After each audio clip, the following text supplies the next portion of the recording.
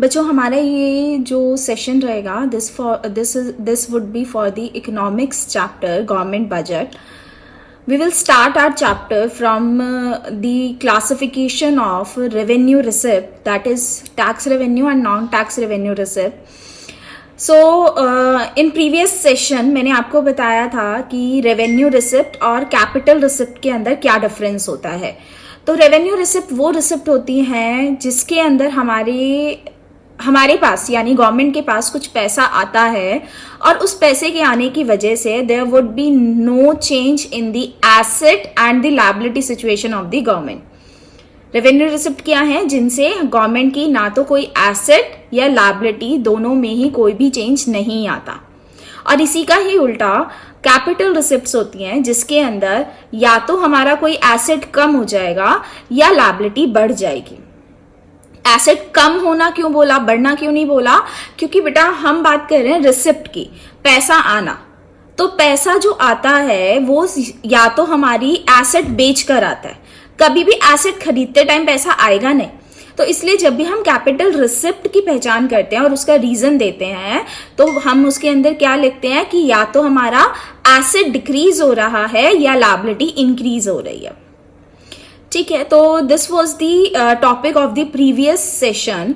Now in this session we will see the bifurcation of revenue receipt, that is tax revenue receipt and non tax revenue receipt. So ये receipt normally government को normal course of business के अंदर मिलती हैं जिनसे हमारे asset और liability में कोई भी फर्क नहीं होता.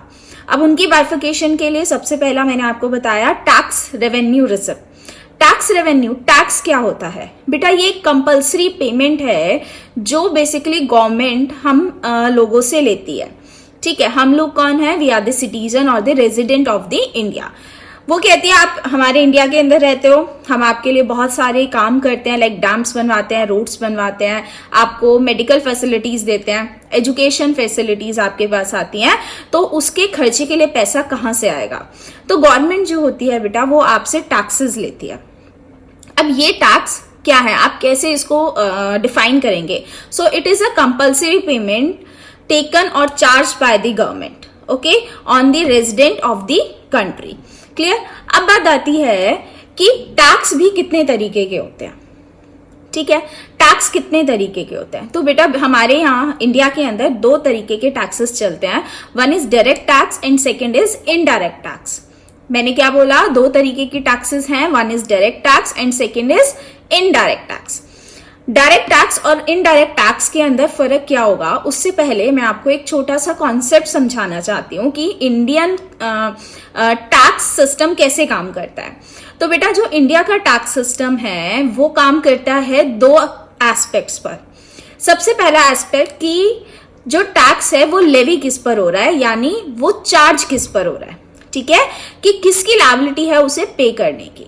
और दूसरा आता है एक्चुअल बर्डन कौन बियर करता है, यानी उसकी एक्चुअली पेमेंट कौन करता है. तो एक लेवी का कॉन्सेप्ट होता है और एक पेमेंट का कॉन्सेप्ट होता है. तो बेटा डायरेक्ट टैक्स के अंदर जो लेवी हुआ है टैक्स वो भी उसी बंदे पर हुआ है जो उसका बर्डन, पेमेंट का बर्डन बियर करेगा. यानी लेवी होना, चार्ज होना और उसका बर्डन बियर करना एक ही बंदे पर होगा.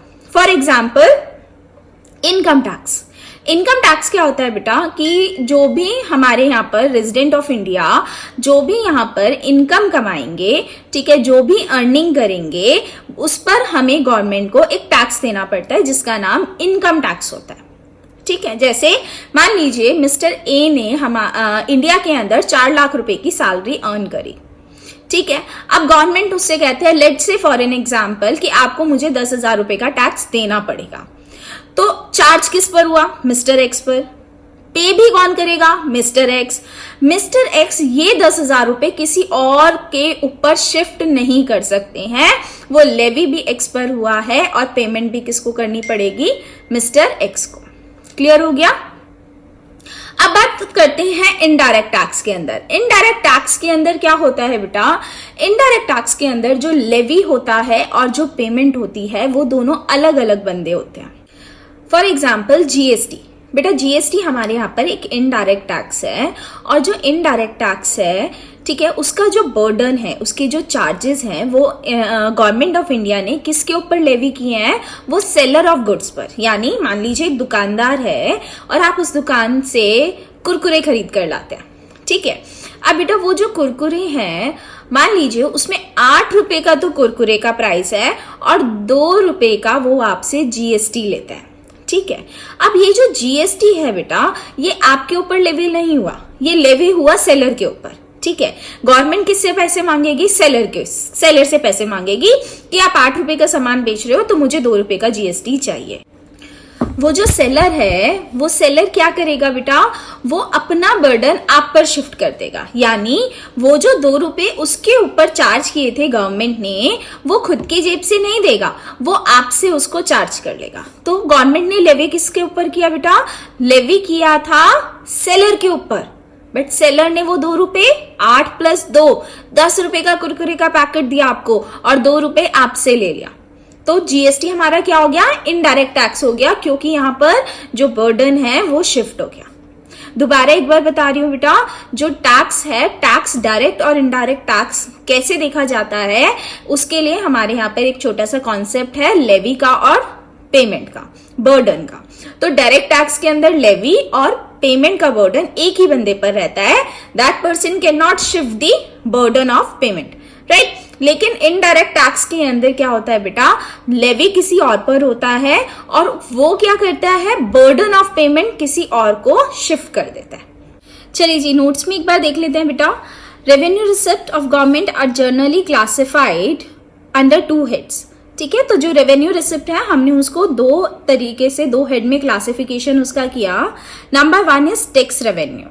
टैक्स रेवेन्यू क्या होता है? Tax revenue refers to sum total of receipt from taxes and other duties imposed by the government. यानी जो भी गवर्नमेंट क्या कर रही है, टैक्सेस और अदर ड्यूटीज। बेटा ड्यूटीज क्यों लिखा? टैक्सेस वर्ड सफिशिएंट क्यों नहीं था?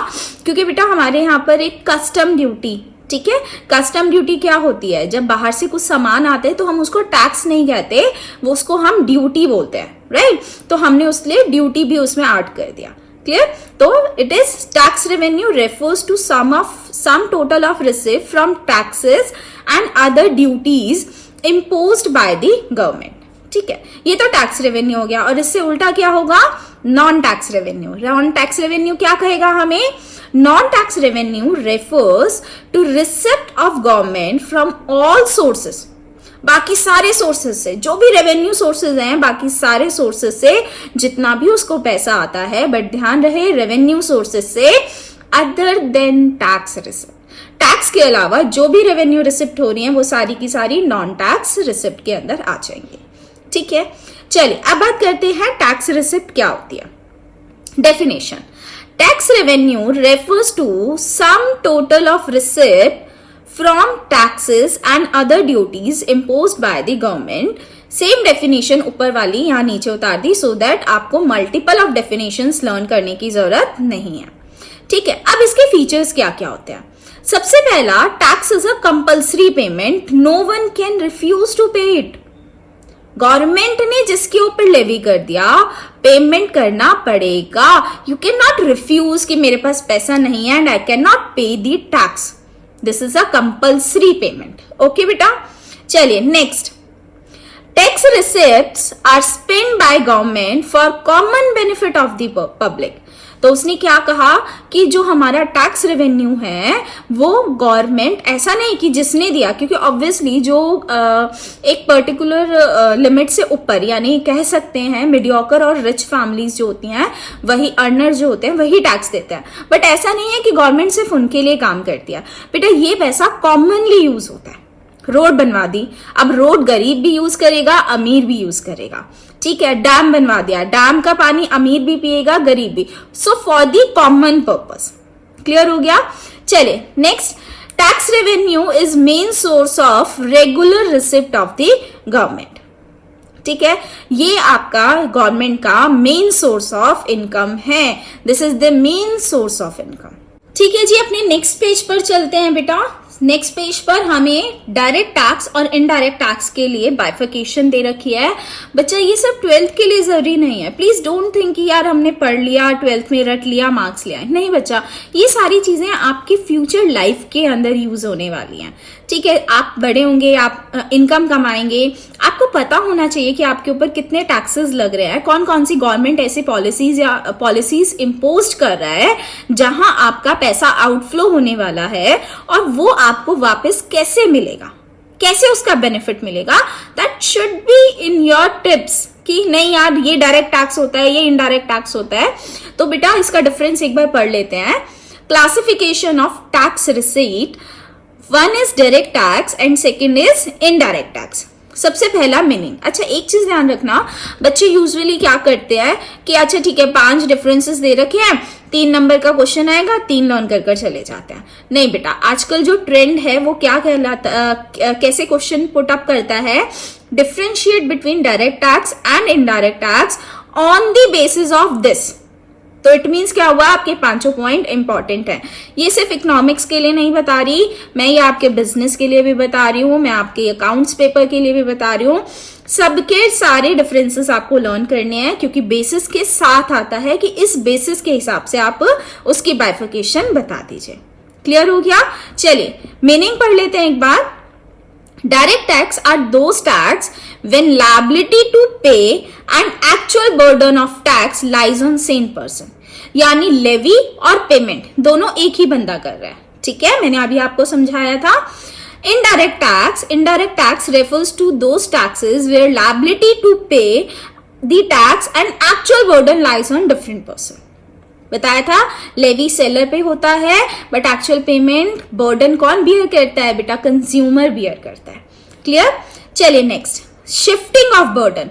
ऑब्वियसली मीनिंग में से ही एक पॉइंट उठा लिया कि बर्डन शिफ्ट होता है या नहीं होता। तो डायरेक्ट टैक्स में बर्डन शिफ्ट नहीं होता और इनडायरेक्ट टैक्स में बर्डन शिफ्ट हो जाता है। तो shifting of burden of direct tax can not be shifted, that is impact and incidence is on the same person. Same ऊपर वाली लाइंस को थोड़ा सा ब्यूटिफाई कर आपको प्रेजेंट कर दिया। अच्छा, इनडायरेक्ट टैक्स में क्या हुआ, the burden of the indirect tax can be shifted, that is impact and incidence is on different person. ठीक है, सेलर एंड बायर। नेचर क्या है बेटा, वो कहता है जो डायरेक्ट टैक्स होता है these are progressive in nature. Word क्या यूज किया, प्रोग्रेसिव। प्रोग्रेसिव का मतलब बढ़ता हुआ, राइट? यही होता है ना प्रोग्रेसिव का। तो बेटा जो डायरेक्ट टैक्स होता है ना, वो जैसे जैसे इनकम बढ़ती जाती है वैसे वैसे टैक्स भी बढ़ता जाता है। जो मिनिमम इनकम है, जैसे मैं कहती हूँ मान लीजिए 3 लाख रुपए, 3 लाख पर कोई टैक्स नहीं, उससे ऊपर कमाओगे तो टैक्स लगेगा, और ऊपर कमाओगे तो ज्यादा टैक्स लगेगा, और ऊपर कमाओगे तो और ज्यादा टैक्स लगेगा। तो इट मीन्स क्या हुआ, इनकम बढ़ रही है तो टैक्स भी बढ़ रहा है। ठीक है, लेकिन बेटा इनडायरेक्ट टैक्स में ऐसा नहीं होता। डायरेक्ट टैक्स में गरीब पैसा नहीं दे रहा या कम दे रहा है टैक्स का, अमीर ज्यादा टैक्स पे कर रहा है। बट बच्चा डायरेक्ट टैक्स के अंदर इनडायरेक्ट टैक्स के अंदर अमीर और गरीब दोनों सेम अमाउंट ऑफ टैक्स दे रहे हैं। कैसे? मान लीजिए एक कुरकुरा खरीदने आए कोई, ठीक है, मिस्टर एक्स, उनकी इनकम कम है, मिस्टर वाई वो रिच है। अब मिस्टर एक्स से भी 2 रुपए सेलर ले रहा है इनडायरेक्ट टैक्स के, और मिस्टर वाई से भी 2 रुपए ले रहा है जीएसटी के नाम से। तो this is called proportional tax, यानी जितना खर्चा करोगे उसी के हिसाब से आपको टैक्स देना पड़ेगा। ऐसा नहीं है कि अमीर से कम और गरीब से ज्यादा। जितना खर्चा है, अगर एक बंदा दूसरा बंदा दोनों ही कुरकुरे खरीद रहे हैं, चाहे उनकी इनकम कितनी भी हो, दे हैव टू पे same amount, proportionate amount of the tax। Clear हो गया? So this is the direct tax and indirect tax on the basis of nature। Coverage, बेटा कवरेज कितनी है इसकी? तो बेटा डायरेक्ट टैक्स की जो कवरेज है that is limited, very limited, बहुत लिमिटेड है। ठीक है, क्योंकि मैंने आपको बताया India is a developing country और उसके यहाँ पर जो बेसिक, इनफैक्ट जो हमारी बेसिक नेसेसिटीज हैं वो भी बहुत कम लोगों के पास है। तो ऑब्वियसली टैक्सेबल इनकम भी कम लोगों की होगी, 3 लाख से ज्यादा ऊपर की इनकम भी कम लोगों की होगी। तो इट मीन्स क्या हुआ, टैक्स सिर्फ वही दे रहे हैं जिनकी इनकम 3 लाख से ज्यादा की है। क्लियर? लेकिन बेटा कुरकुरे तो हर कोई खा रहा है, तो इट मीन्स क्या हुआ, जब जब कोई खर्चा करेगा तब तब वो जीएसटी पे करेगा। तो इट मीन्स क्या हुआ, खरीदना बेचना तो चलता रहता है डेली, आप लोग भी बहुत चीज खरीदते हो, पेन खरीदते हो, पेपर्स खरीदते हो, ठीक है। तो इट मीन्स क्या हुआ, इनडायरेक्ट टैक्स की कवरेज बहुत ज्यादा है, ठीक है। चलिए एग्जाम्पल पर आ जाते हैं। Example of direct tax, income tax, corporation tax, wealth tax. Income tax, corporation tax जो कंपनीज पर लगता है, वेल्थ टैक्स जो आपकी संपत्ति यानी आपकी वेल्थ पर लगता है, ठीक है। सेल्स टैक्स, अभी तो ये डिस्कार्ड हो गया, जीएसटी आ गया। GST, excise duty, custom duty, ठीक है, ये सारे के सारे एग्जाम्पल हैं इनडायरेक्ट टैक्स के। क्लियर हो गया। तो बच्चा ये नोट्स हैं आपके पास, आप इनका स्क्रीनशॉट लेकर अपने पास रख सकते हैं, और अगर आपको पीडीएफ चाहिए तो आप मुझे मैसेज भी कर सकते हैं, ठीक है। मैं अपना नंबर लास्ट में आपको दे दूंगी। एंड आई होप आपको वीडियो पसंद आया हो और आपने अच्छे से इसे अंडरस्टैंड किया होगा।